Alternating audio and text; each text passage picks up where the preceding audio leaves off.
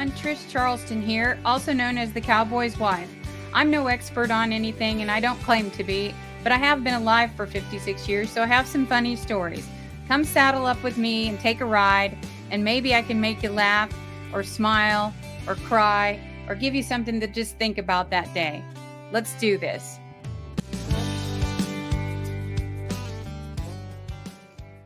Hey everyone, good morning. Trish here. I just got back from California and I'd gone to this writer's workshop with Bob Goff and Kim Stewart, and they've been my coaches for the past 6 months. And I couldn't wait to go. Because I was excited to meet them, but I was also mortified because I was going by myself and I don't love flying by myself. Although I did learn it was quite lovely. Nobody was yelling at me that I needed to hurry up or anything like that. And I just went at my own pace. That part wasn't terrible, but don't tell my husband I said that, because I would have had way more fun if he was with me. And obviously you breathe a little bit better, but you know how everybody always says the journey's better than the destination. And I've been trying to be real open-minded when I travel, when I'm outside or just outside my house. Even when I go to the store, I try to make eye contact with people and smile. And I read this fabulous book by Jen Sincero, and one of the things that she suggested was, when you meet someone, look at them long enough to know the color of their eyes. And so I've been really intent on looking at people long enough and making, eye contact with them long enough that I actually can tell you the color of their eyes. And it's fascinating when you do that, how you connect with people. And so when I got to the airport, I was so nervous. I literally almost just didn't go. And I can make myself sick when I'm going on a trip real easy. I can worry about it so much that I make myself sick, and I'm just miserable. And then certainly when I get home, I'm always sick when I get home. But when I got to the airport, the first lady that helped me, she was new. And so she was having a little trouble getting her computer to work. And I could have easily just, fully freaked out on her, since I was freaking out inside. But I just sat there and smiled, and we visited. And she said, "Do you have your tickets on your phone?" And I said, "Yeah." And she goes, "Well, would you like a printed copy too?" And I said, "Well, I think that'd be great." And so she printed me off a copy, and she was so sweet. And so I, of course, was carrying my little Jesuses. I like to carry my they're these little toy Jesuses. And when I feel led to give someone one, or sometimes I just pass them out for fun, but a lot of times I just feel a nudge in my heart to give one to someone. And so I felt like I should give one to her. And so I said, "Here's a little Jesus for you today." And she was so happy. And so that's how I started my trip. And so it was really good. I got on the plane. Everything was great. I sat by a really sweet man. I think that was the second leg. Anyway, nobody really said a word on the first trip. It was very short to Dallas. And then I went on from Dallas to San Diego, and I sat with this very sweet man. He offered to hold my water for me when I was trying to get my computer out and work, and just sweet. And so then I get there, and I want to tell you about the experience I had, but I also want to write about it. So I'm a little bit leery to talk all about it, because I don't want to give all the stuff away. But my husband had gotten me a car, and he was apparently quite nervous about me getting there, because Quincy said he paced like the whole day, and like, "Have you talked to mom? Have you talked to mom?" But when I arrived in San Diego, there was a man standing there, and he had my name on a sign. And I was so relieved, because I didn't know where I was going or what I was doing or why I was even doing it. I was just still really freaking out. And so there's just something about seeing your name on a sign, and I just felt instantly at peace. And so he waited with me to get my luggage, and he got it off the conveyor belt for me, and he was just precious. And his name was Nova, and he was from Serbia, and his accent was just beautiful. And so we had an hour and 15-minute drive out to the Oaks where I was going, and so we visited the whole time and just laughed, and he was asking me all these questions about what I was doing. And the farther we got out there, the crazier it got. I mean, and I get a little car sick now, which was new. I didn't used to get car sick, but now I do. And so I asked him if I could ride in the front seat with him, and he was cool with it. And so we were literally, so I was, I was able to look at his facial expressions, and I knew that he was, genuinely into talking to me. He wasn't just doing it to be nice. And it was so much fun. And so when we got there, the name of the road says Slaughterhouse Road. And he's like, where are you going? And then the next one was like something like the Witch's Curve, or I don't remember what that one was. And he's like, are you sure this is where you are supposed to be going?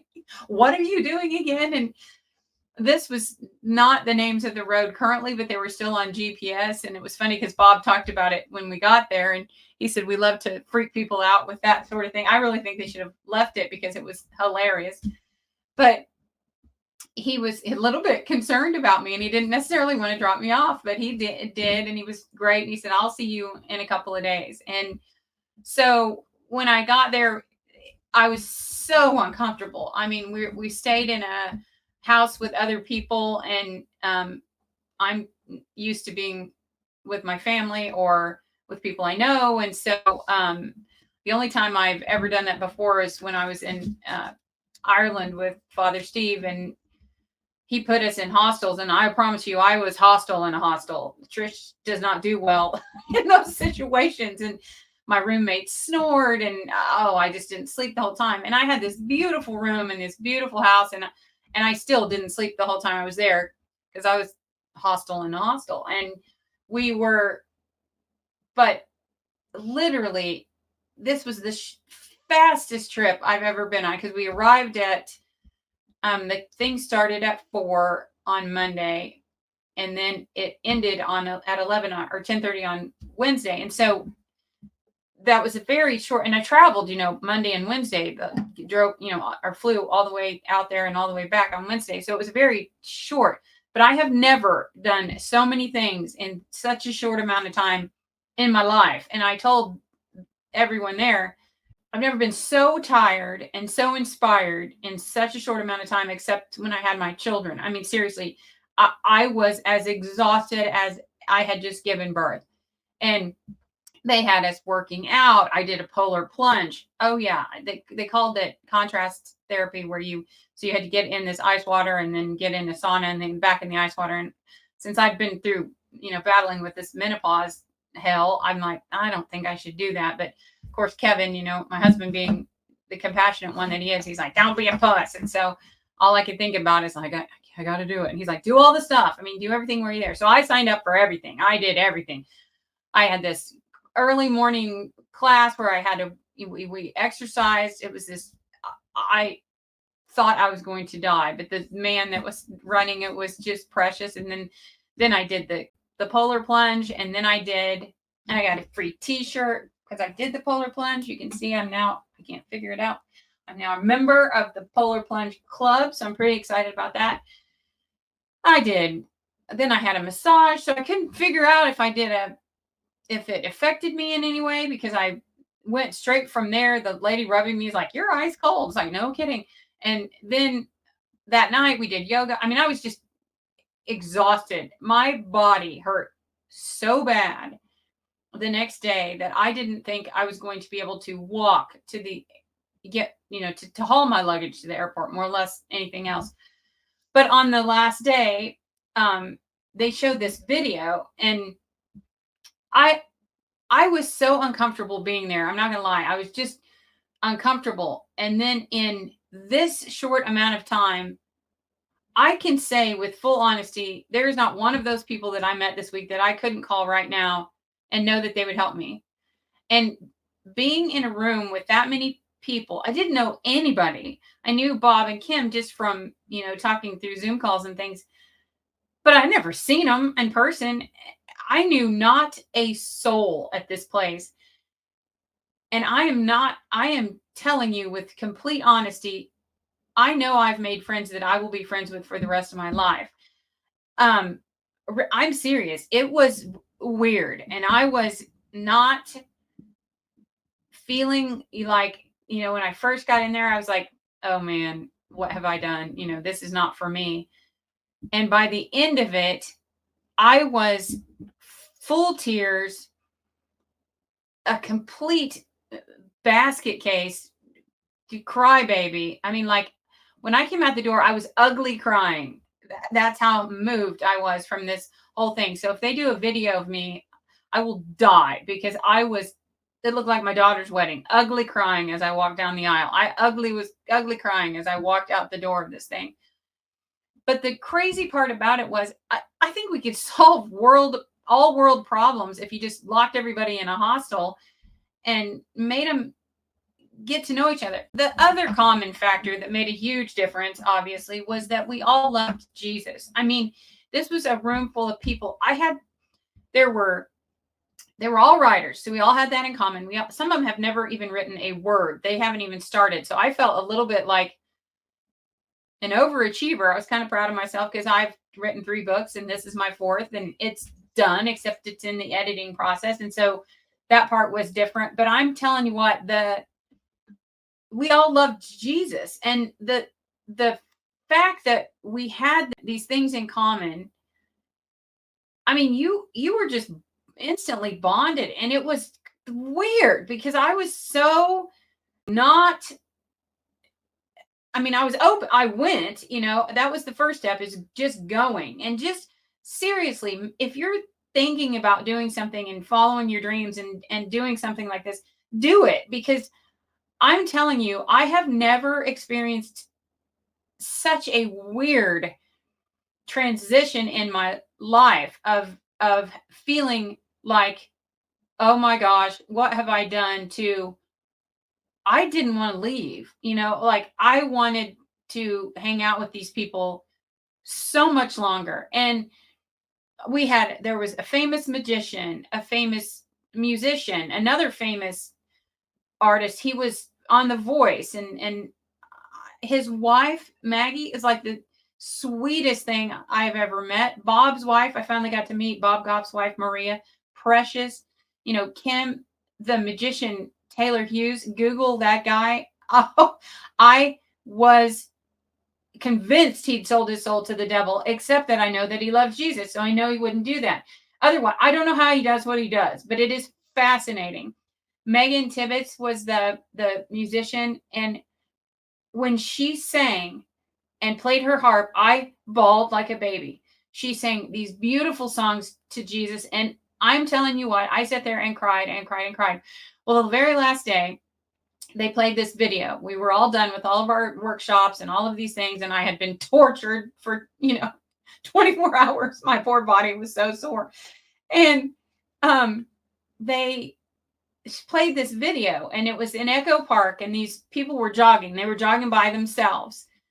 And as they came out, they'd be just jogging in the park, by themselves. And somebody'd run up next to them and say, hey, can I run with you? And they're like, sure, And so they're running along, and then all of a sudden somebody else joins in, and somebody else joins in, and they say, what's your name? And they tell them their name, and they have talk for a minute. And they did this to several different people. And the funniest guy was this one guy goes, all these people are joining him, and they're running along, and he's like, what the hell's going on?